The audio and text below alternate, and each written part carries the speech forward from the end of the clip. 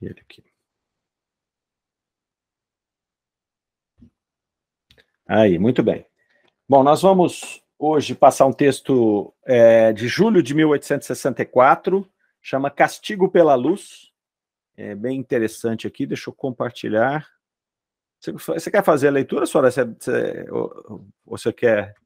Como é que você está? Eu acho que eu consigo fazer, se ninguém se incomodar assim da minha voz, mas eu acho que eu consigo. Então vamos Se que vamos. ficar ruim que eu começar a tossir, eu passo a tarefa. Então vamos lá. Vocês estão vendo aí o texto? Sim. Opa, joia. Então vamos lá. Então vamos lá.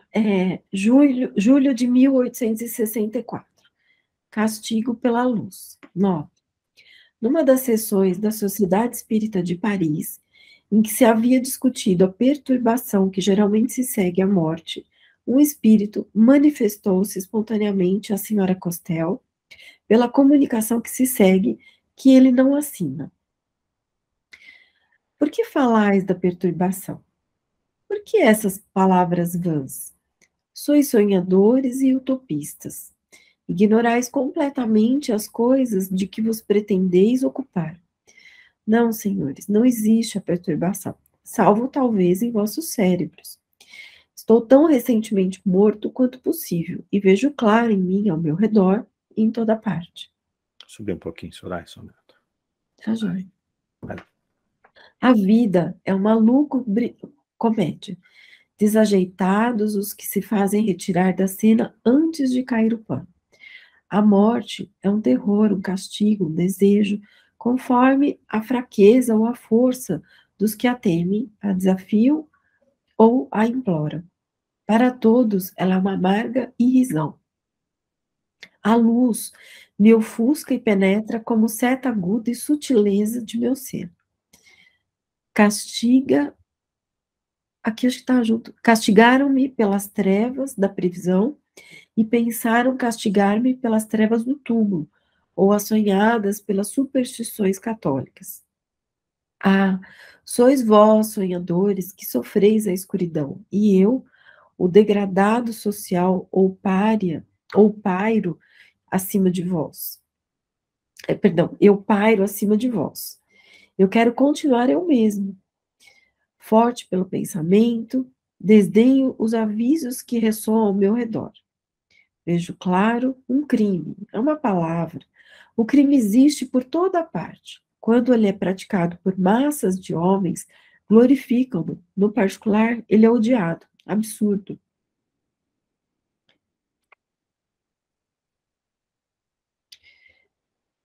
Não quero ser lamentado, nada peço. Eu me basto e saberei muito bem lutar contra essa luz odiosa. Aquele que ontem era um homem.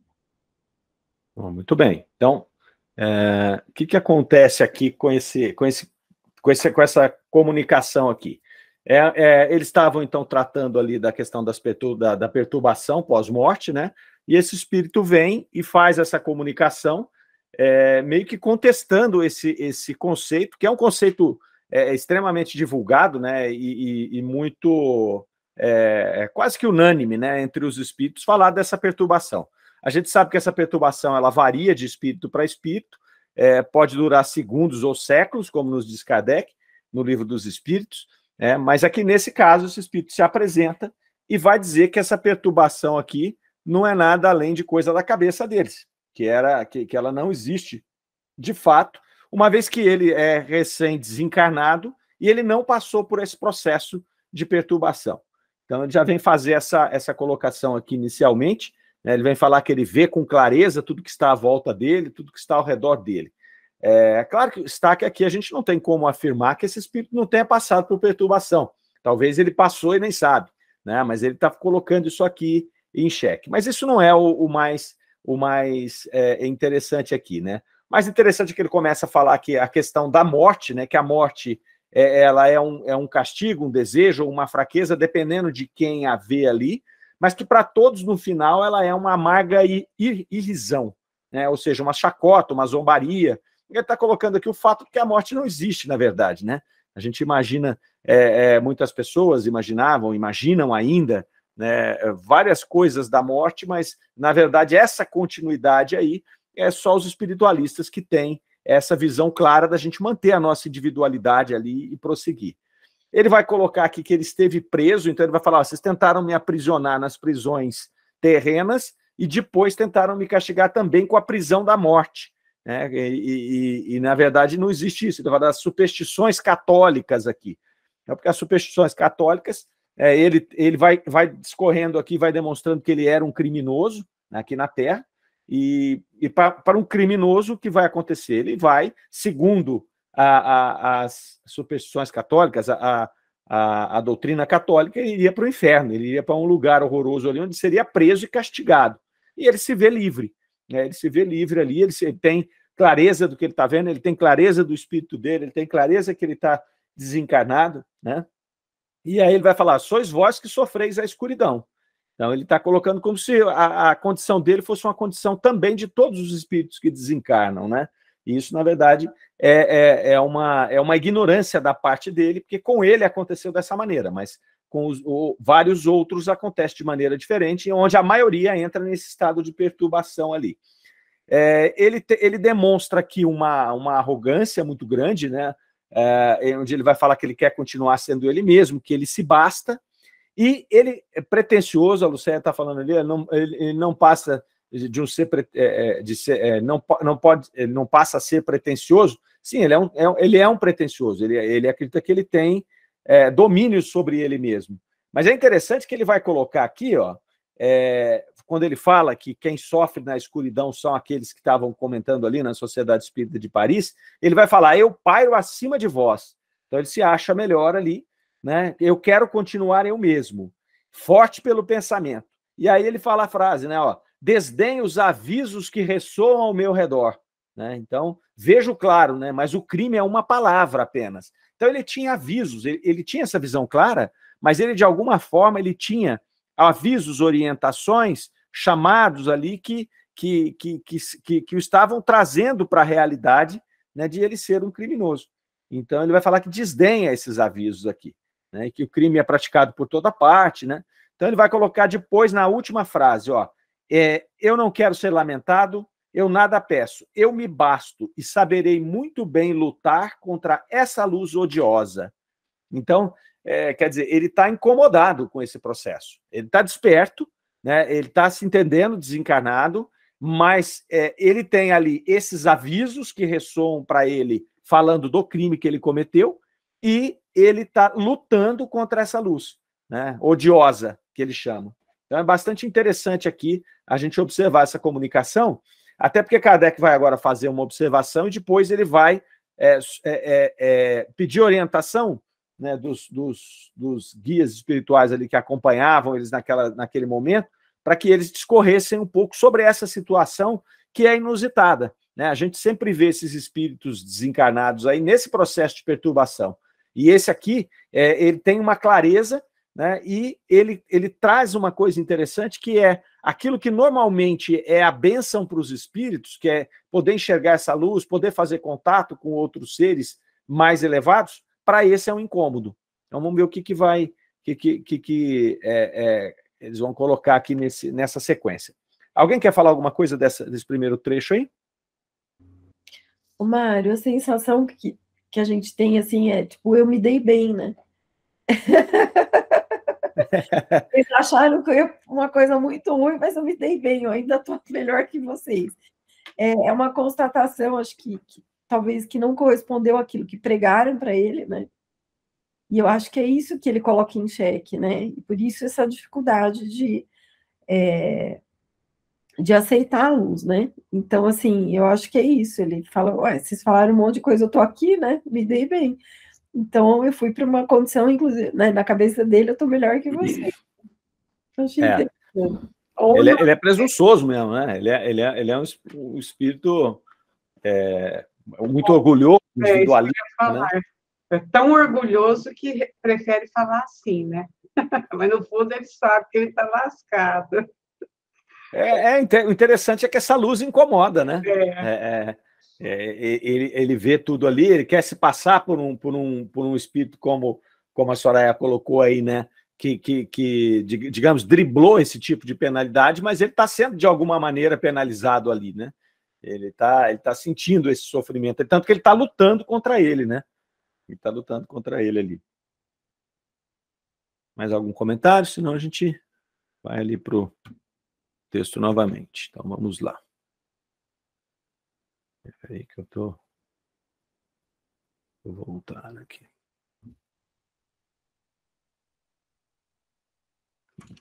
Eita. Aí. Voltamos? Agora, aí, Mário, obrigada. Tendo sido analisada esta comunicação na sessão seguinte, foi reconhecido no próprio cinismo da linguagem um grave ensinamento, e se viu na situação desse infeliz uma nova fase do castigo que atinge os culpados. Com efeito, enquanto uns são mergulhados nas trevas ou num isolamento absoluto, outros suportam, durante longos anos, as angústias de sua última hora, e ainda se julgam deste mundo. A luz brilha para este, seu espírito goza da plenitude de suas faculdades. Ele sabe perfeitamente que está morto, e de nada se lamenta. Ele não pede qualquer assistência, e ainda desafia as leis divinas e humanas. Tem como subir um pouquinho, Mário?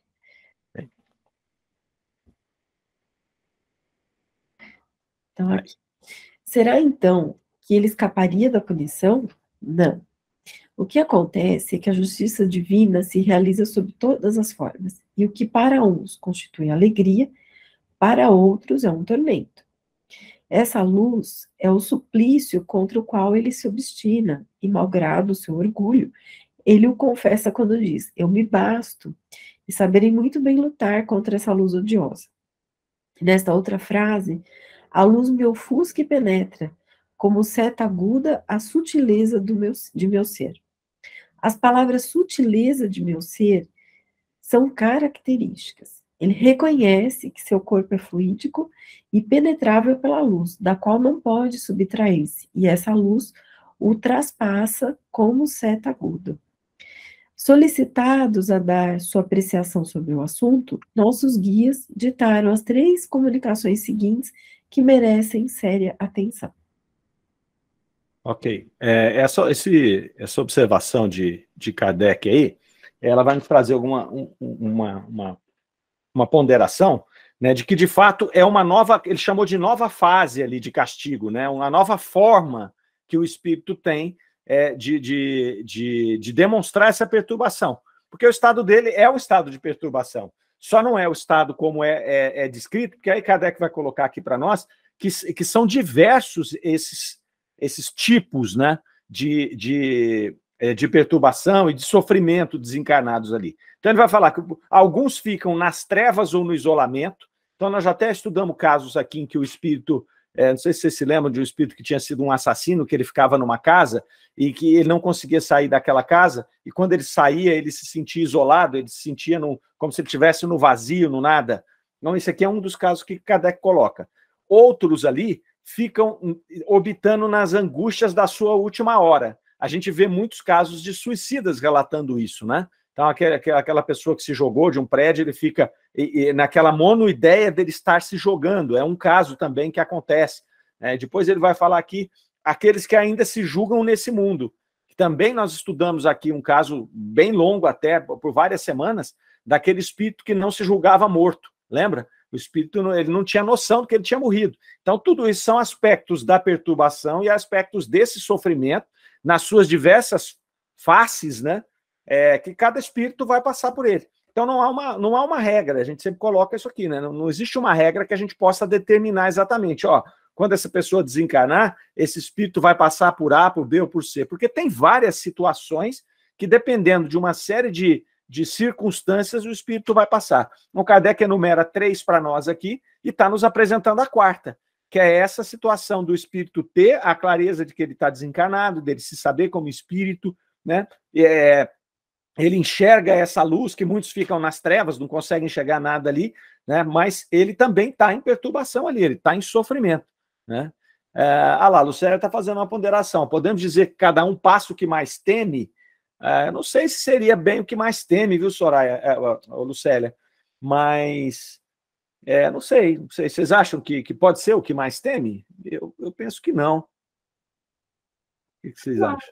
acho que não. O que mais teme, não. Ah, não sei também. É que eu acho que não tem muito a ver com o temor, né? É, Mário, se você me permite, tem um ponto aí muito interessante, que essa luz faz com que ele veja constantemente o seu crime.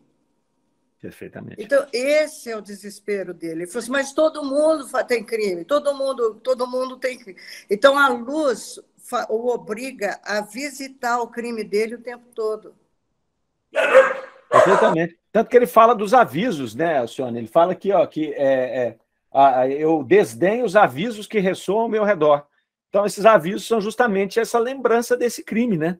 Essa lembrança do que ele fez ali. Ele está sendo punido, né? De alguma maneira ali. Vamos ver, viu, Lucélia, se ao longo dessas comunicações aqui a gente acaba esclarecendo um pouco mais essa questão de ser o que a pessoa mais teme. Mas eu acho que não, porque talvez o que ele mais temesse fosse ir para o inferno, né? Que é o que ele tinha, que ele cita ali, né? Ele cita que eles o ameaçavam com o castigo ali das crenças católicas, o que ele chamou de superstições católicas. Então, se fosse uma coisa dele reproduzir aquilo que ele mais tem medo, talvez ele ia se sentir num local, né, muito parecido com esse inferno desenhado e pintado para nós aí durante muitos séculos, né? Então, imagine só, um criminoso que tenha essa dúvida de que se ele vai sobreviver ou não depois da morte, se a morte não for nada, tem alguma coisa depois. E se ele foi educado estritamente em cima de uma visão dessa, no caso da visão católica, é natural que ele, sendo criminoso, se imagine indo para o inferno, né? Então, o medo que ele vai ter de estar no inferno. Esse não é o caso. É muito pelo contrário, ele está muito lúcido e está sendo, de fato, né, apontado para ele toda hora o crime que ele fez, né? Então, o Kardec fala aqui, será que ele acha que ele escaparia da punição? Né? Não é o que acontece.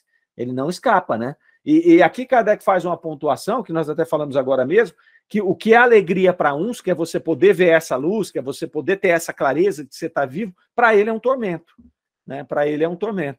Talvez até ele tenha falado dessa história com tanta ênfase nessa história da perturbação, porque ele se viu tão claro lá que ele falou, cara, não é possível, né? Não é possível isso, mas ele está sofrendo por essa acusação ali. Kardec faz uma pontuação interessante aqui também, quando ele menciona a sutileza do ser, né, que aquela luz o atravessa como uma seta, então isso também, de alguma forma, o incomoda, né? Então, de alguma forma, ali ele está sofrendo com essa exposição, e essa exposição é constante, ele não tem descanso dela, ele não tem para onde fugir, ele fica ali exposto a esse, digamos, julgamento, né, que essa luz faz com que ele veja claramente ali as suas culpas ali, o seu processo. Né? O Mário, eu acho que é bem assim, ele acha num primeiro momento que se deu bem, né, porque o que pintaram para ele não correspondeu ao que se segue ali, né, e aí ele tenta resistir de alguma maneira, né, tem algo novo se apresentando, e ele tenta, de alguma maneira, dominar a situação, então acho que ele se posiciona ali de uma maneira se blindando, né, isso. Se posicionando, mas aí ele vê que, na verdade, como aquilo vai permanecer, ele não vai conseguir, né? Então ele está no orgulho ali ainda, porque ele está achando que ele está blindado, né? Que é só confrontar que ele consegue vencer ali. Mas ele está numa negação, né? Eu acho que vai passar essa fase da negação e aí não vai ter jeito, né? Além dessa, ele está também num processo de autoafirmação, né? Quando ele fala, eu sou mais eu me basto, eu vou conseguir driblar essa luz que está me incomodando aqui. Então, ele ainda tem essa esperança, né? Ele ainda tem essa esperança de conseguir passar por esse processo aí, mas não deixa de externar aqui esse grande sofrimento que ele está passando, né? Vamos dar mais uma caminhada aqui.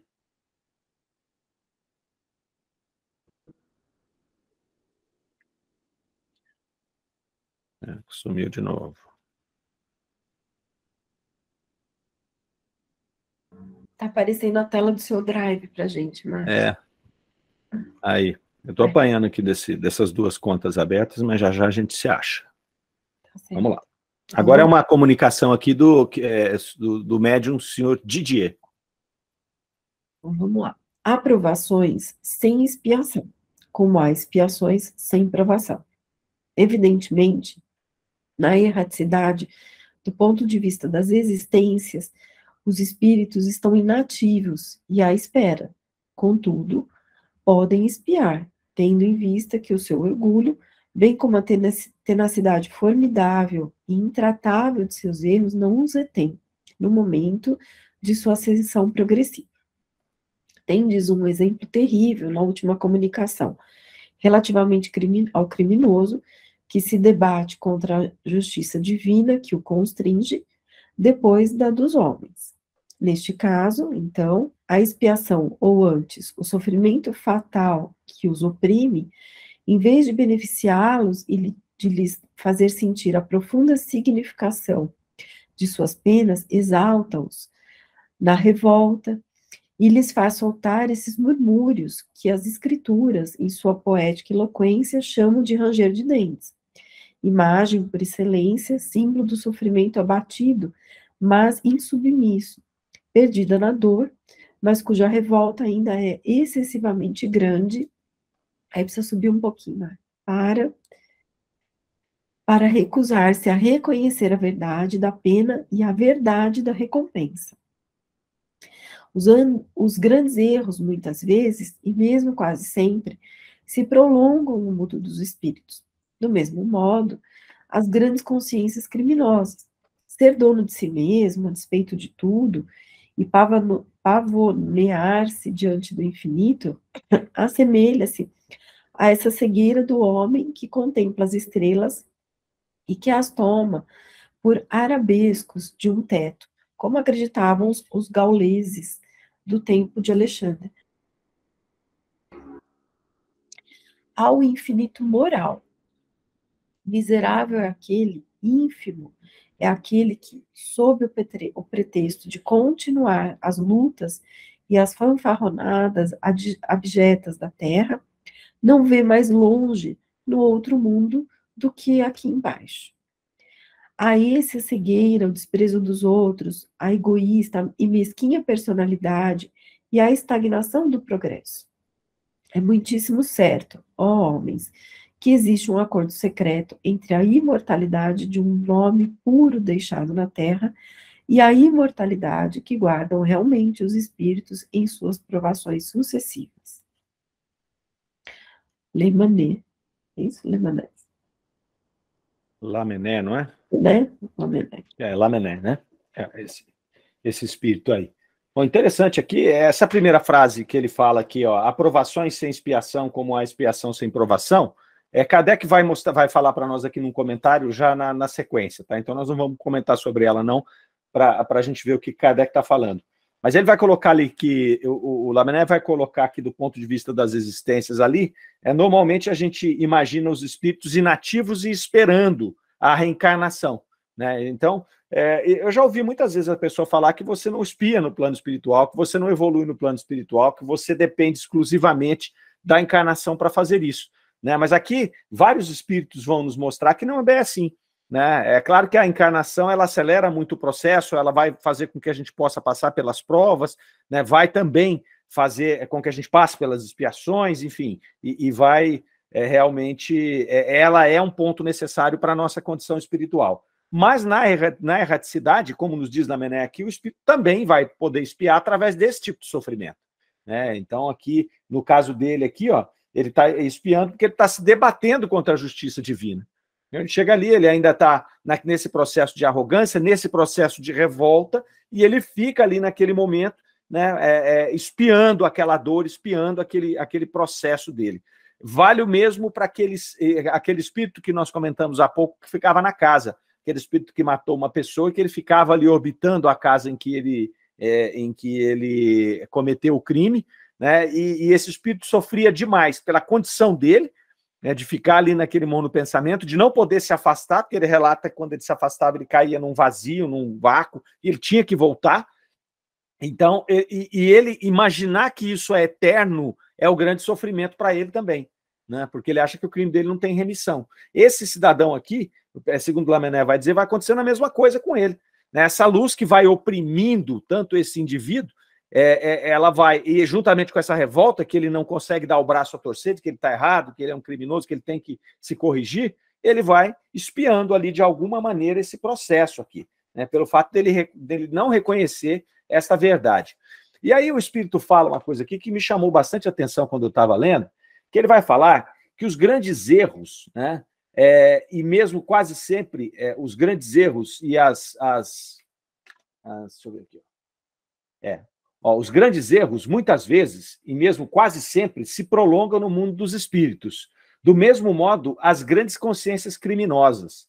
Né? Ser dono de si mesmo, a despeito de tudo, pavonear-se, não vai resolver o problema do espírito lá. Então, isso aqui me chamou a atenção pelo seguinte, a gente percebe aqui que é um processo muito longo, né? Às vezes, a gente imagina que o espírito vai desencarnar, é um espírito de um criminoso, ele vai desencarnar, ele vai ali passar por esse processo de sofrimento e ele vai, em algum momento ali, meio que de forma quase que natural, ele vai encontrar esse arrependimento, esse esclarecimento. E o que está colocando aqui é que muitas vezes eles se prolongam no mundo dos espíritos. Então, nós temos um conjunto de espíritos, e que eu imagino não ser muito pequeno, que passam pela reencarnação e não têm essa clareza, eles não chegam nessa condição de se esclarecer naquele momento. Então, vão passar por reencarnações compulsórias depois ainda, né? Então, vai ser um processo longo lá. É um processo longo até ele conseguir, né, ter esse entendimento. Porque imagine um espírito desse aqui, né? Esse espírito está lá, ele tem essa arrogância, ele pode ficar ali séculos sem dar o braço a torcer, nesse sofrimento, né? Mas ali grudado nesse seu sentimento ali de individualidade, de egoísmo, e aí pode até ser que por alguma razão, por intervenção, né, do seu anjo guardião, por intervenção dos seus espíritos familiares, espíritos amigos, ele tem a oportunidade de uma nova encarnação, ele vai vir para cá, mas ele não tomou essa consciência lá no mundo espiritual. Então, me chamou a atenção de colocar aqui que esses erros se prolongam muito no mundo dos espíritos ali, né, que eles demoram ali para poder ter essa situação. E aí ele coloca aqui que muitos, a pretexto, né, de continuar as suas lutas e fanfarronadas, né, na Terra, eles não veem mais longe do que o mundo em que eles estavam. Então, o que acontece? Também eu acho que é uma grande parte, né, dos espíritos que são inconscientes da sua espiritualidade. Então ele desencarna, ele vai ficar aqui na crosta terrestre mesmo, e a gente tem uma multidão desses espíritos que não sabem nem que morreram, né, que estão por aqui, e que vão reencarnar de novo, mas não chegaram nem a tomar consciência clara da sua condição de espíritos na erraticidade. Então, continua naquela situação ali, ele desencarnou, ele tinha aquela série de vícios, de condutas, de hábitos dele, ele continua naquele processo ali em estado de perturbação, e às vezes ele vai até reencarnar e não vai chegar na condição até de poder participar desse processo de planejamento e tudo mais. Imagino também, né, depois eu quero ouvir vocês aí, até para corrigir meu pensamento, se vocês acharem que eu estou viajando aqui. Imagino também que agora, à medida em que a gente vai chegando próximo de uma situação de um planeta de regeneração, vai se depurando isso, né? Então, imagino eu que a gente vai tendo uma quantidade maior de espíritos que têm essa condição de ter essa clareza, essa consciência no plano espiritual, e poder, inclusive, participar do seu processo encarnatório. Mas quanto mais afastado o mundo está dessa questão da regeneração, quanto mais lá na expiação e provas nós tivemos no início, eu acho que maior é o volume desses espíritos que não têm essa consciência, que não atingem essa consciência na erraticidade. Vocês concordam com isso?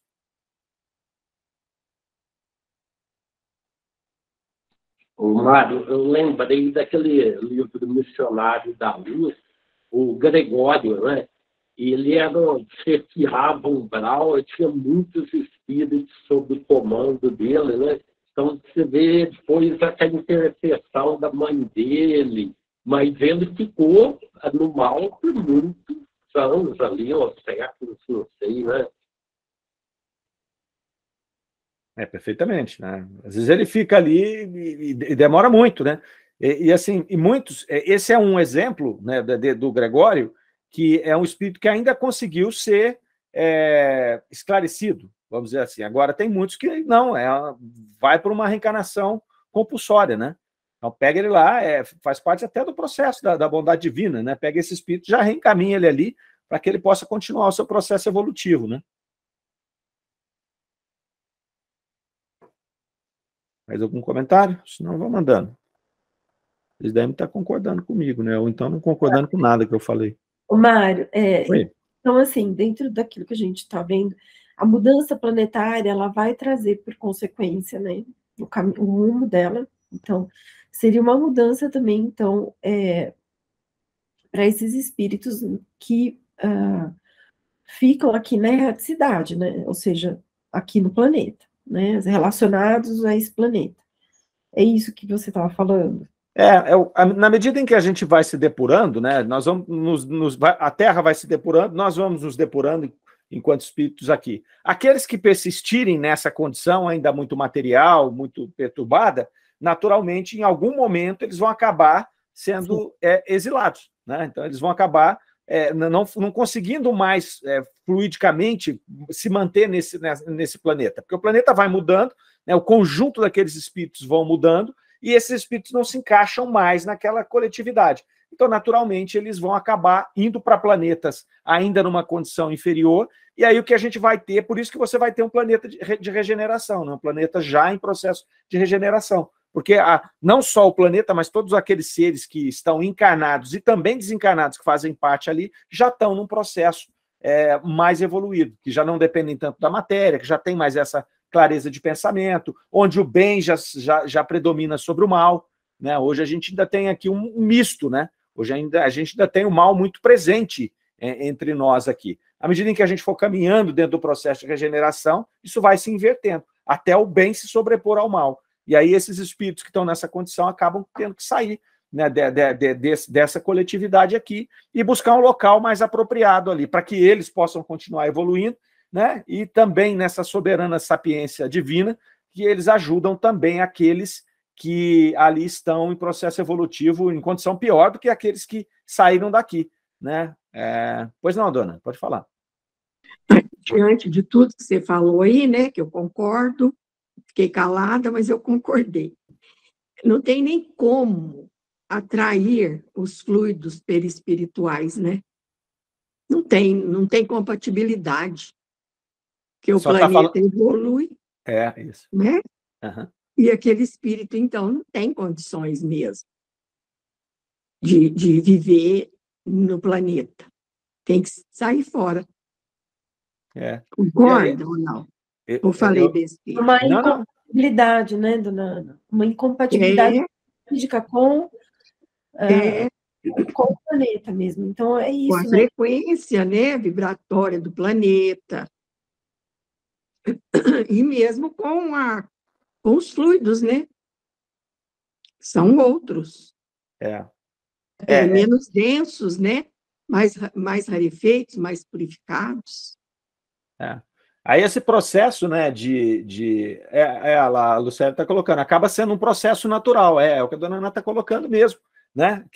O que acontece? Eu perco a compatibilidade fluídica com esse planeta e com esses seres que estão evoluindo, e eu acabo tendo mais compatibilidade com aquele outro planeta que está menos evoluído, né? Então, talvez até num processo muito natural haja essa migração, né? Talvez não seja aquela coisa de chegar lá com a lista, né? Peraí, vou fazer uma lista aqui, ó. O Mário pode pegar a fila, né? O fulano de tal, fulano de tal, fulano de tal, pode pegar o ônibus ali e ir embora para o planetão lá, que vocês não vão ficar aqui mais, não, né? Então, talvez seja um processo muito mais natural que esse, né? Esse processo de atração mesmo. Eu perdi a conexão aqui, eu tenho que achar um lugar onde tem uma outra conexão lá para eu poder me manifestar. Então, o espírito vai, né? Nessa velocidade do pensamento, ele é transmitido para lá, de alguma maneira, desse jeito. Mas, assim, não temos aqui o relato desse processo, não, mas dá para a gente, né, imaginar.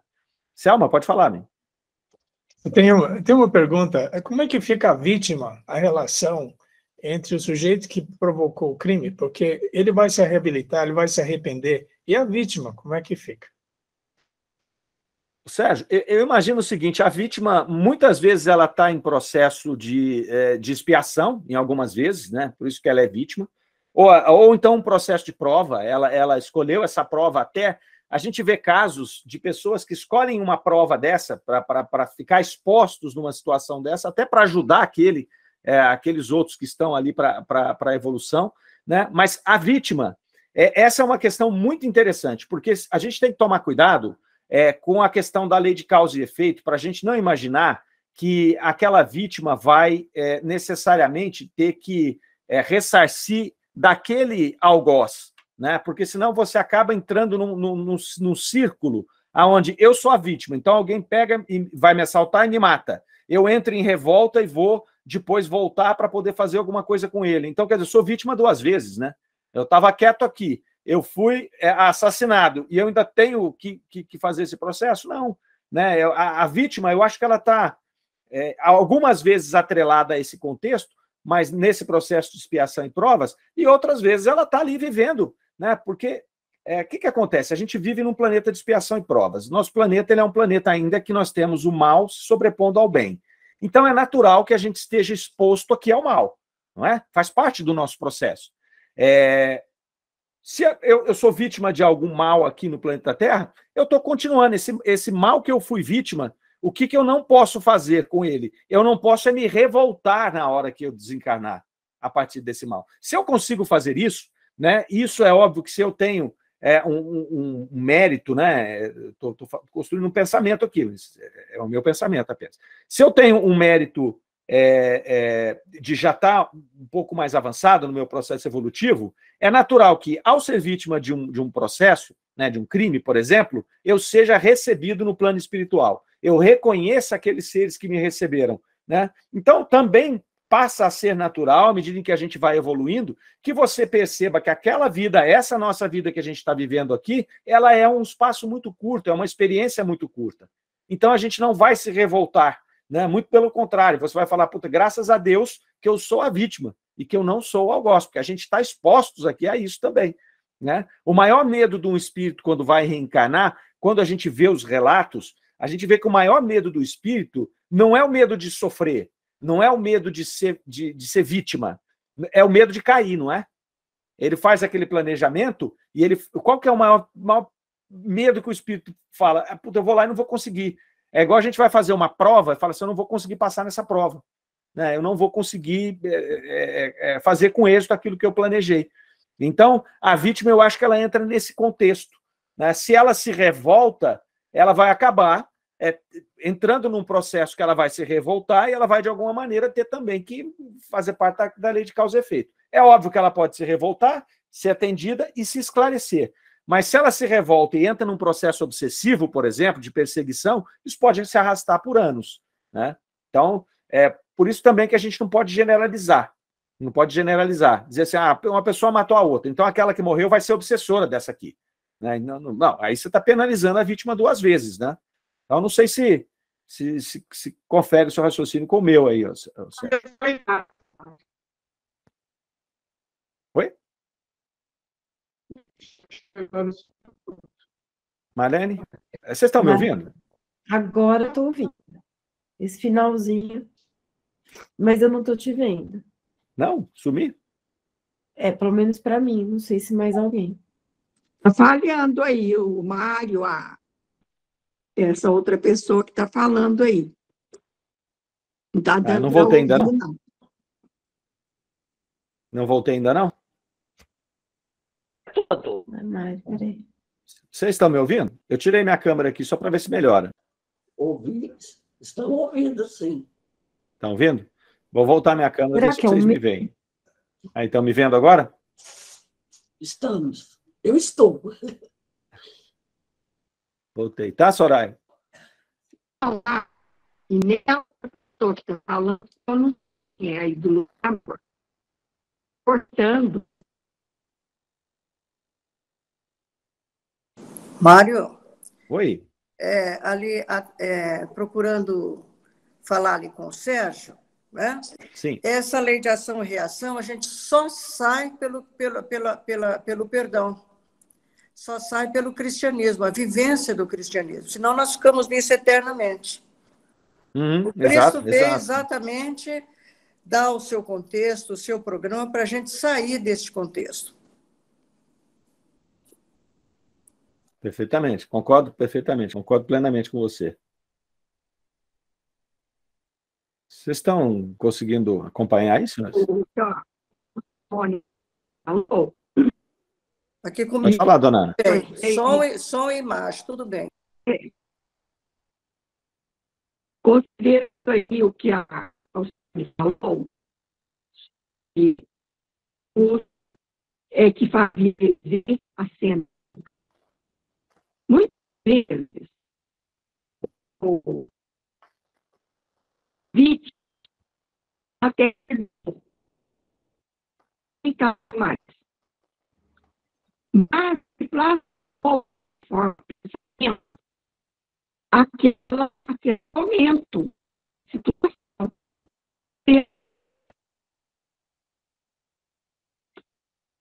Então, a gente estava até discutindo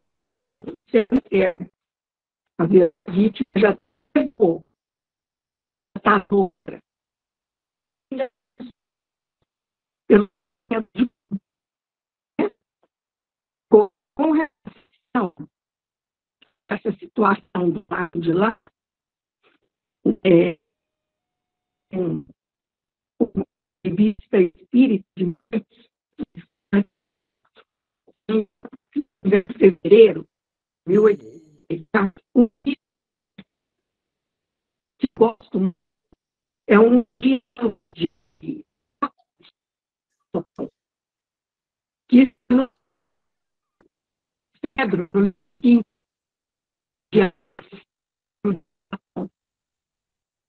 interessante é que faz o governo.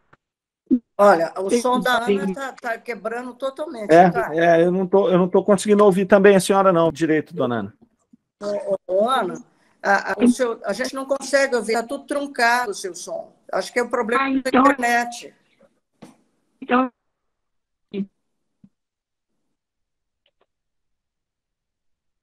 eu vou... Tira o vídeo, isso. A dona Ana saiu ali. O restante está ouvindo, está tranquilo? Voltou? Estabilizou? Voltou, Mário. Estabilizei. Não, tá. Vamos ver se a dona Ana volta aqui. Acho que ela voltou, né? Bom, a gente estava então falando aí, Sérgio, você captou aí o que a gente comentou sobre essa questão da lei de causa e efeito? É interessante porque a impressão que eu tinha que haveria uma ligação entre a vítima e o agressor, né? Nesse caso, a vítima, se for assim. Mas eu acho que até para a vítima também é uma questão de aprendizado, né? De perdoar e conseguir entender isso de uma forma melhor. Perfeitamente, perfeitamente. Que essa união fatal, assim, de você vir para ser assassinado por alguém, é uma coisa extremamente determinista, né? É difícil. A gente acaba vindo, segundo o meu entendimento, a gente acaba vindo com uma predisposição, né? É igual uma pessoa que vai vir num ambiente que está propício a ter uma situação dessa, né? E aí a gente vê, tem um exemplo, eu já passo a palavra para a dona Ana de novo, para ela complementar, que ela voltou, mas tem um exemplo, se não me falha a memória, no Livro dos Espíritos, que fala a respeito daquela pessoa que... É no Livro dos Espíritos. Que, por exemplo, está passando embaixo de uma escada que vai cair alguma coisa, né? Se ele tinha que passar por baixo daquela escada. Né? E aí os Espíritos falam que existe a questão da orientação, muitas vezes, de desviar a pessoa daquele perigo e tudo mais, né? Então eu acredito muito nessa exposição, a predisposição para acontecer alguma coisa, né? Senão fica uma coisa muito fatalista. Senão você já vem na reencarnação, vamos imaginar assim, nesse exemplo de vítima e algoz, se você vem na situação para ser assassinado por alguém, é porque você já tem a certeza que aquele indivíduo vai assassinar. E a gente não tem, porque nós estamos aqui justamente para não cometer esse tipo de erro, né? Mas é óbvio que com as tendências que se tem, com o meio em que se vive, a condição maior, por exemplo, de você sofrer algum atentado à sua segurança numa favela, por exemplo, é muito diferente de quem nasce aqui em Franca, né, numa cidade onde a criminalidade é muito menor. Eu acredito muito nessa questão dessa exposição aí. Em alguns casos, a gente sabe que essas vítimas vêm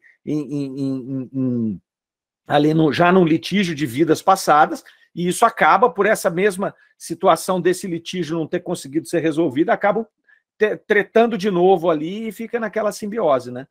Então, é muito variado o caso também, não dá para a gente cravar, né? Não dá para a gente cravar.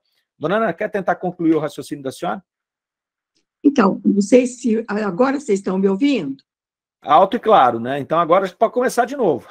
Então, com relação ao que a Alcione disse, que a luz é que fazia com que ele visse, né, a cena do crime repetidamente ali. Às vezes a vítima já perdoou, está noutra, e ele ainda está ali pelo remorso, pelo sentimento de culpa, visualizando aquilo que ele plasmou ali na sua aura, no seu perispírito, como forma pensamento, né? E com relação ao que você, ao estudo aqui do que acontece do lado de lá, que o espírito questiona aqui no começo, tem na Revista Espírita de 1858,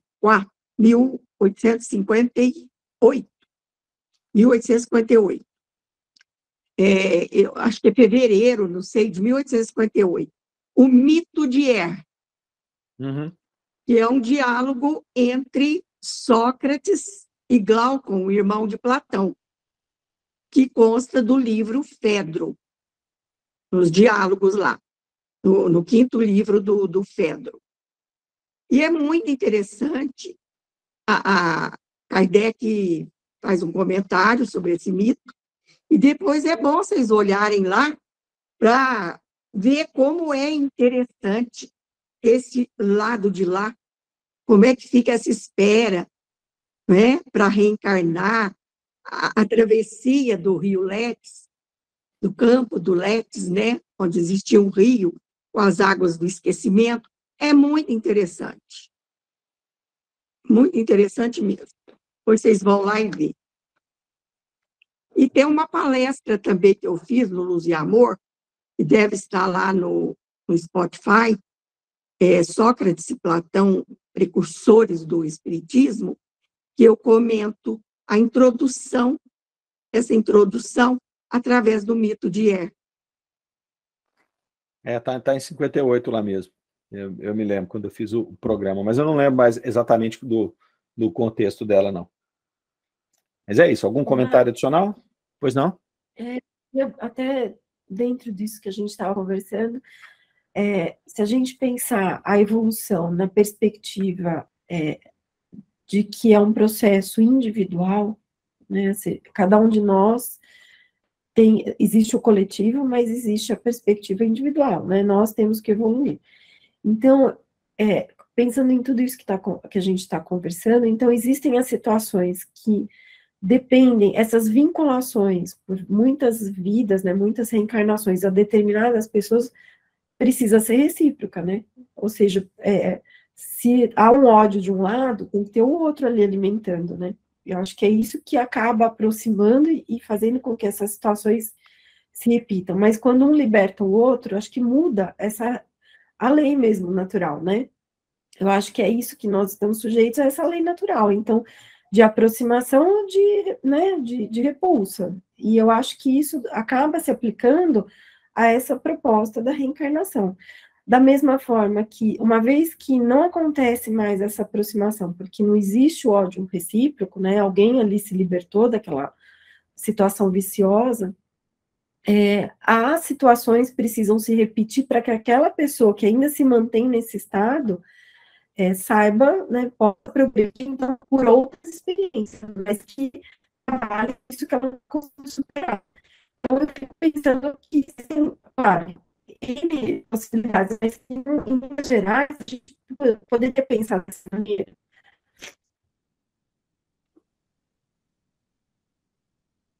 Soraya travou de novo.